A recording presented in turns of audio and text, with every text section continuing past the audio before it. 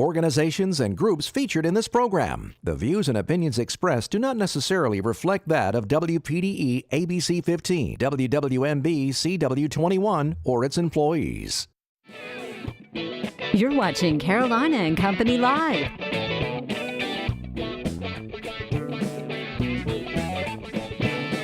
Your source for fun, entertainment, and events. With your hosts, Cecil Chandler and Amanda Sellers.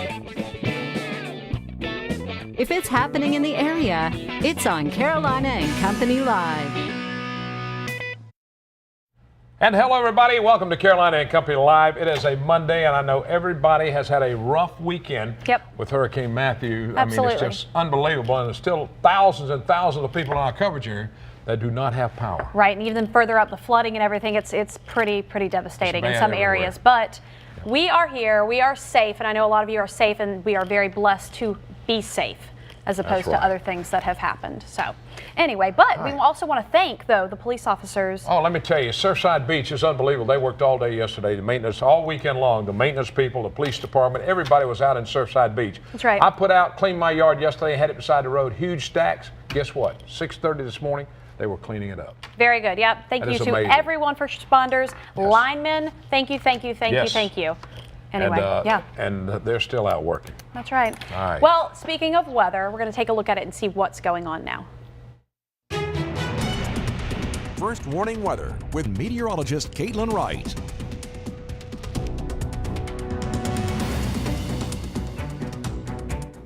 Good Monday to you. I want to go ahead and let you know about the rivers, because though Matthew is gone, still keeping a close eye on the rivers flooding. Right now, we do have a flood warning for these areas. The Waccamaw River near Conway, flood stage 11 feet. Current stage with this is already 15 feet. And this is only going to rise to 16.4, but this is in the major flooding category. If you remember the historic flooding from last October, this river was at 16.2, so only forecast to get a little bit higher than that. But if that did cause concern for your area, definitely start preparing for that right now, as this will come about Thursday going into Friday.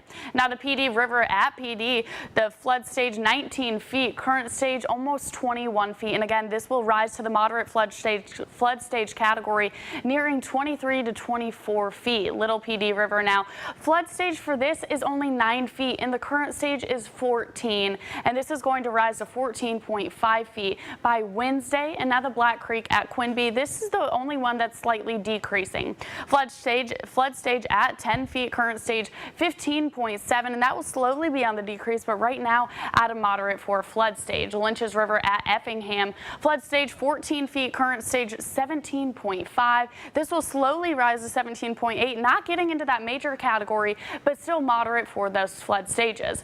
Good news, no rain is expected. Your inland afternoon forecast going to be a gorgeous fall day. Sunny and breezy, will be a little bit cooler across the PD and along the border belt. Those high temperatures today in the low 70s. Toward the Grand Strain along the immediate coast, high temperatures in the upper 60s nearing 70 degrees. Will not be a cloud in the sky for your Monday. Your 7-day Grand Strain forecast 69 for your Monday. We'll hold these cooler temperatures, slightly get up into the mid 70s come midweek, but that's right around our normal temperature. Your inland 7-day forecast 70 degrees for your Monday, and we will hold the chance for low humidity over the next few days.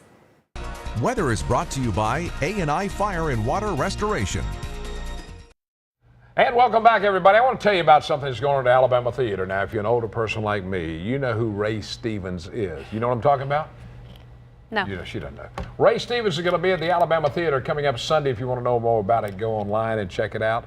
Get your tickets on the online, and you know, Ray Stevens. That's right. Ahab the Arab and a lot more great songs.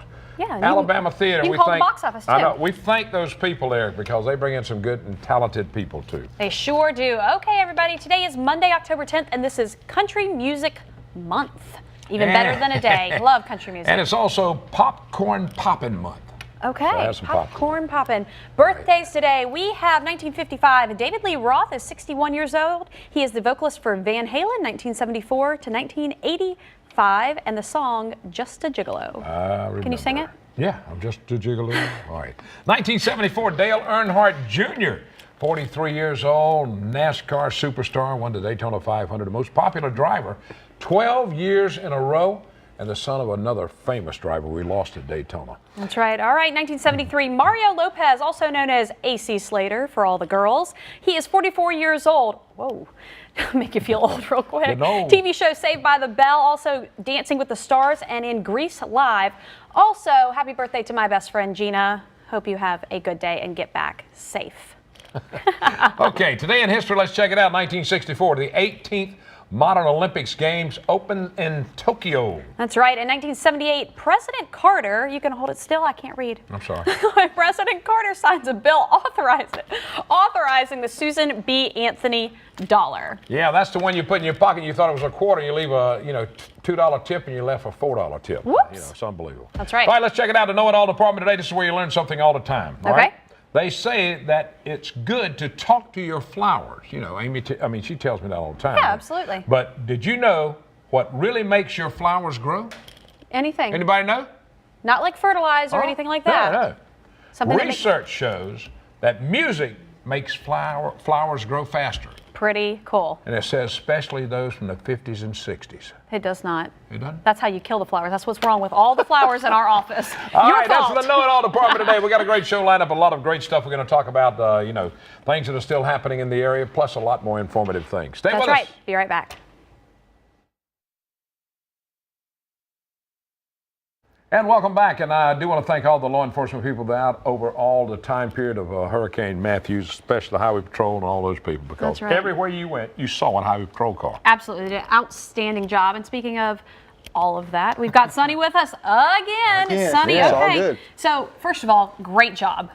Yeah. Secondly, let's talk about traffic and just what's going on. Update us. Yeah, I think the biggest concern we run into right now is power outages at traffic lights. When you come up to a traffic light, if it is totally dark, you need to treat that as a four-way stop. If it is flashing, if you got the yellow, proceed with caution, but if you got the red, it's like a stop sign. You got to stop. That's what the main issue right now is. Now, as we move through the next couple of days, these rivers are rising.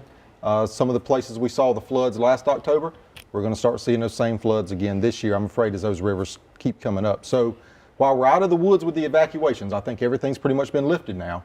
Now we got to start watching these areas around these rivers. All right, now I understand I-95's still got a lot of trees on it, they were telling me earlier. Yeah, it's clear for travel, but we really did have an issue with trees and water, especially up in Dillon. I-20 to Columbia was blocked for a while with trees, but all that's been cleared up. We're good to go. But around here, we're still seeing trees falling, even though the wind stopped. The ground's saturated. Absolutely. And trees are still coming down. So I traveled up 378 this morning coming in and saw some trees on the shoulder that weren't there yesterday. So still use a lot of caution driving around. Yeah, absolutely. Now the reverse traffic flow y'all did down in Charleston, did that work okay? Everything worked good on that one? Worked flawless, and that's something we had planned on for years and years, and we practiced it. We didn't have to do the reversal up here, but they did in Charleston. But we had the personnel here to do the reversal. But I'm going to tell you, we had a great evacuation. I think everybody left early. They heeded that warning. And then when that evacuation order was given, it was clear sailing because, we grade ourselves on, hey, if you wanted to leave, was the roadway open enough for you to get out? And it was. We didn't have any issues whatsoever. Now we're just slowly bringing people back. So now we're having a little bit of traffic congestions around some of the cities, Garden City, Surfside, as people come back.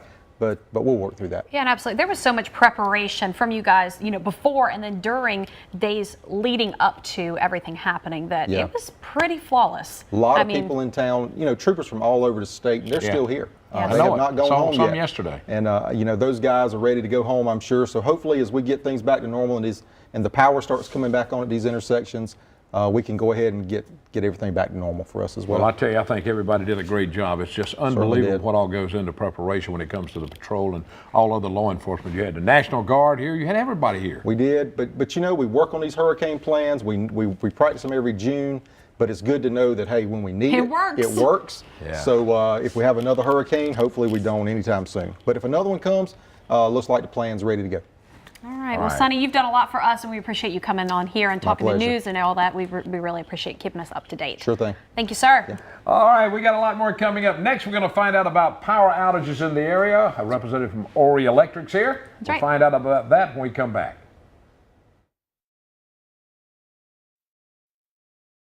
Hey everybody, welcome back to Carolina and Company Live. All right, so there's a lot of people still without power, and we're going to talk about that. We've got somebody from Horry Electric here to talk about that situation and just what is coming with restoring power to the area. That's right, we got Pat Al with us, CEO there, and let me tell you, your guys have been working all over the place, buddy, and you still got a lot of outages though. Yeah, we actually started restoration yesterday morning. Once the wind subsided on Sunday, we were able to re-energize 24,000 meters yesterday.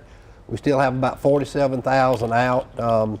We're working 16-hour days, and it's been, we're working as safely and as quickly as we possibly can, but it's going to be an extended outage. Some folks might be out up to a week or possibly longer. Wow. But probably had as much equipment damage, trees, as we did during Hugo. Boy, Really? That was a lot. All right, I know, Wow. I know PD Electric serving 6 counties out of Darlington. They've still got, I think, Tom Conner sent me a note this morning, something like 27,000 that are out there. I think we have about 200,000 across South Carolina on the electric co-op system that are out of power right now. All right, I'm going to tell you this. He didn't want me to tell you this, but he's the CEO at Horry, and he does not have power. How long it will be before you get power back? Probably by the end of the week. By the end of the week. Yeah. But hey, I'm in line just like the rest of the folks. They work my line just like they do anybody else's, and I wouldn't have it any other way. Good job. That's the way it should be. fantastic. Yeah, absolutely. I mean, you know, it's definitely an inconvenience, and you think about what did people do without power long ago. But I know you guys are working as hard as you can. And what people don't realize too is most of the linemen that are working, most of them don't have power at their homes either. So I know that's the commitment that they have, and I tell you what, the group of employees that we have at Horry Electric are second to none. They are dedicated, and they gonna work till we get the job done, and it's awesome to be part of it. Well, Santee Cooper, of course, in our area down here that serves me. I was out for 23 hours and I got back on now. And see, you still have that problem. You can't get a hairdryer to work for you. That's right. Well, I'm fortunate that's one thing that I don't need. Yeah, that's one less thing to plug in. I can joke with Pat and I go back to grammar school. We grew up in Darlington together there. But I tell you, guys have done a super job. So we're predicting probably by the first of next week. I hope so. We're you know, it's hard to predict everybody. That's the question. When are my lights coming on? And that's an impossible question to answer. Is there somewhere people can call or a website they can go to? Can they find out any type of information? Well, we got an outage map that they can go, and it kind of shows where the outages are, where our crews are working. But even when you see that, there's no telling. You can take one pole, it might take an hour. Another pole just down might take 3 hours. Another pole might take a day. It just depends on what's on the pole, what brought it down. So it's hard to say how long it's going to take to repair something. And I know that's everybody's question. Yeah, but I know it. And I'm sure a lot of people are lined up at Home Depot and Lowe's right now to try to find generators so they can still work them. Right. And so that is amazing. Pat, we thank you for everything you do, and tell those people on the line, they don't get enough praise. I promise you, they don't get enough praise. Well, they're awesome, and they're dedicated, and we'll continue until we get this licked and be ready for the next event. So that's right. Well, great job. Thank you so much for everything you guys appreciate it. Okay. are doing. All right, we got more coming up on Carolina and Company Live. Stay tuned. We'll be right back. And welcome back to Carolina and Company Live. All right, now we're talking about the first annual Myrtle Beach Seafood Festival is coming up October 15th. Guess what? That's this weekend. That's right. And what a fun event to end a kind of crazy week that we've had. Yes. We've got Amy with us to talk about it. Amy, okay, first annual Seafood Festival. Who's going to be there? Where is it? And what's going on? That's right. Everything takes place downtown Myrtle Beach between 8th and 9th Avenues North. It will run between 11 a.m. to 7 p.m. this Saturday. We've got a lot of great beach bands performing, a lot of great seafood vendors that are going to be there, arts and crafts and business exhibitors, a cornhole tournament, kids a zone, something for everybody really. She puts together the barbecue, the big Beach and Boogie barbecue thing, and does a great job with it. So I know this is going to be good here too. Fantastic! Thank you. And people, you're probably going to have a really, awesome turnout. You would have anyway, but especially now, people are going to want to get out and do something fun. The weather's going to be great this weekend. And that's the best part. It's fall. I love it. It's perfect. That's right. So what time are we starting? 11 a.m. What are some restaurants? Who are they? We've got Drunken Jack's, Sea Captain's House.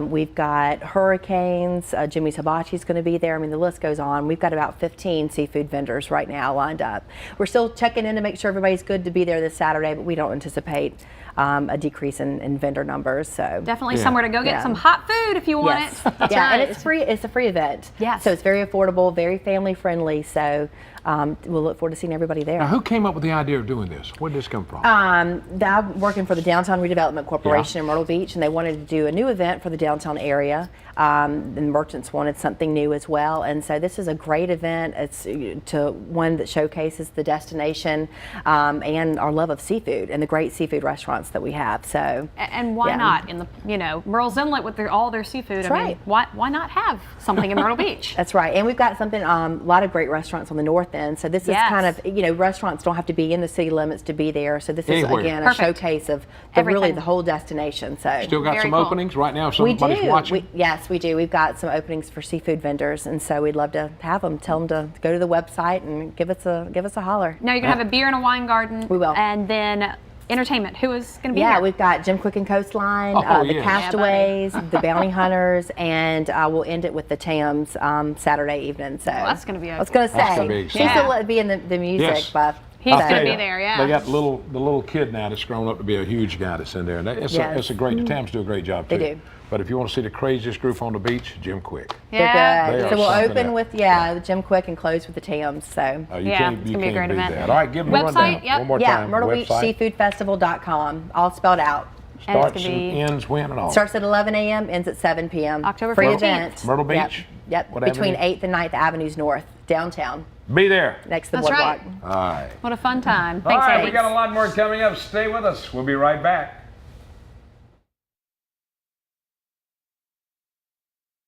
Welcome back to Carolina and Company Live. All right, Caring in Our Lifetime is a nonprofit that helps raise money for men and women that are fighting breast cancer. And Susan's always on the show to tell us different things and fundraisers that are coming up. That's right. You got 2 things coming up now in the next, 2 weeks. Wow. Yes. And some of our events have been rescheduled, and I'll get to that. Of course, you can always refer to our website on those rescheduled events. Okay. But coming up Thursday at the karaoke in Surfside, yes, it's going to be a $10 donation at the door. You get a pasta dinner, and there's music, and there's they're going to have giveaways and a favorite drink. Where's that at? Surfside? It's in Surfside on the main 17. Yep. It's on the left. On the right. I didn't get the address. Go to our Check website. it on the website. Check it on the Caring in Our Lifetime website. But that should be a fun event. Also on Saturday, starting from 5 to 7, it's going to be bikers, bras, boobies, and bowling. So if you're a bike rider, they're going to meet at the Harley store on the South End. They'll have hors d'oeuvres and things going on there. It's going to be a social hour.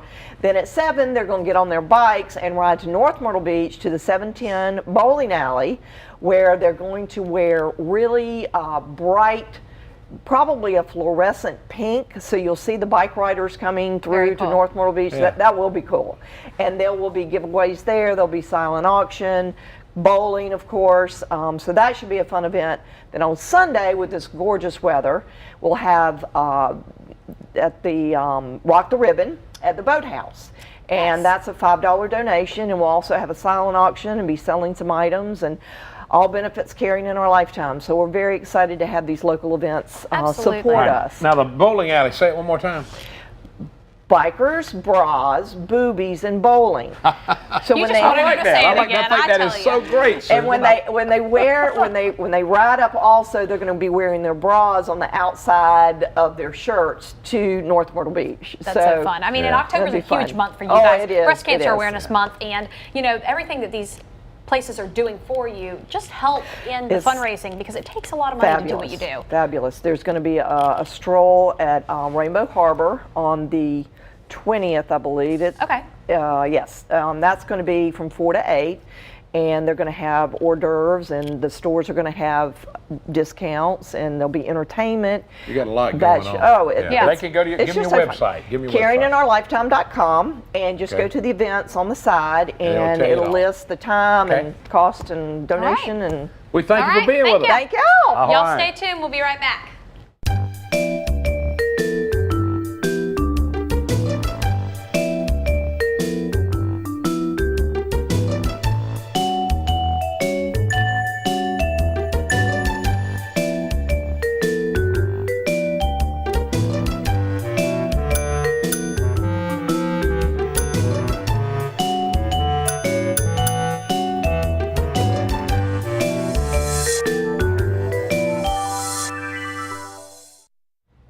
Carolina and Company Live. Hope you've enjoyed today's show. Hope everyone is doing well. I as do too. well. I really do, and I hope they get power back. And, it's just amazing what everybody's done to try to get everything back to normal. Yes. Thanks so much for watching. Really hope you'll watch appreciate tomorrow it. if you have power. We'll be here tomorrow, too. That's right. See you then.